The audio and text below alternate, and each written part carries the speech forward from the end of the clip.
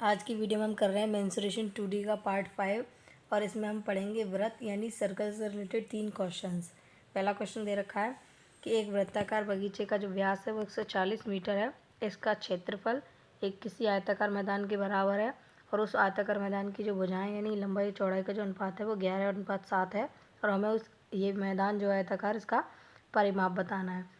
तो देखिए ये जो वृत्त का क्षेत्रफल है वो आयताकार मैदान के बराबर है, तो वृत्त का क्षेत्रफल होता है पाई आर स्क्वायर और जो आयताकार मैदान है उसका L/B रहा होगा। अगर व्यास 140 सेंटीमीटर है तो त्रिज्या 70 रही होगी और पाई की वैल्यू 22/7 लिख लेते हैं। त्रिज्या हो जाएगी 70, आर स्क्वायर है तो 70 × 70 लिख लेते हैं। लंबाई और चौड़ाई जो है वो 11:7 में है, यानी कि अगर हम माने तो 11x और 7x मान सकते हैं लंबाई और चौड़ाई को। तो ये हो जाएगा 11x × 7x। देखिए 7 से 10 बार चला गया, इस वाले 7 से ये 10 बार चला गया, 11 से ये 2 बार चला गया। तो हमारे पास क्या रह गया, एक्स स्क्वायर की वैल्यू होगी हमारे पास 200। एक ठीक है, अब हम एक्स की वैल्यू क्या हो जाएगी, हाँ देखो इसे लिख सकते हैं हम 100 × 2, यानी कि जब हम इसका रूट लेंगे तो ये हो जाएगा 10√2।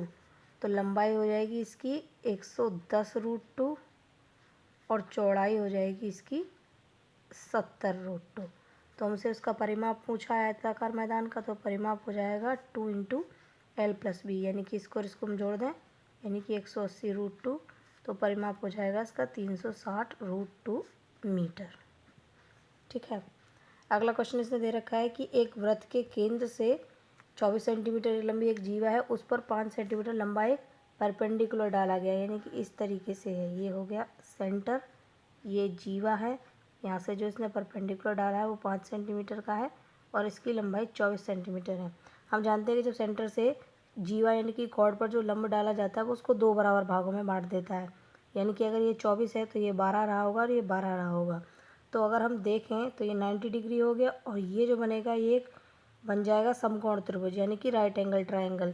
तो यहाँ से हमें डायरेक्ट मिल जाएगी कि इसकी जो त्रिज्या की लंबाई है वो हो जाएगी 12 सेंटीमीटर और हमसे पूछा है कि वृत्त का व्यास क्या है, तो इसका डबल कर दीजिए यानी कि 24 सेंटीमीटर इसका, सॉरी ये 5 है ये 12 है तो ये 13 हो जाएगी, हमने ध्यान नहीं किया, तो ये 13 हो जाएगी और इसका डबल हो जाएगा यानी कि 26 सेंटीमीटर, क्योंकि 12 तो यही होगी आधी आधी, ये कर्ण हो जाएगा 5 का स्क्वायर प्लस 12 का स्क्वायर यानी कि 25 + 144 169 हो जाएगा और उसका रूट लेंगे तब कर्ण निकल के आएगा, तो त्रिज्या 13 हो जाएगी। व्यास पूछा है तो इसका डबल कर देंगे।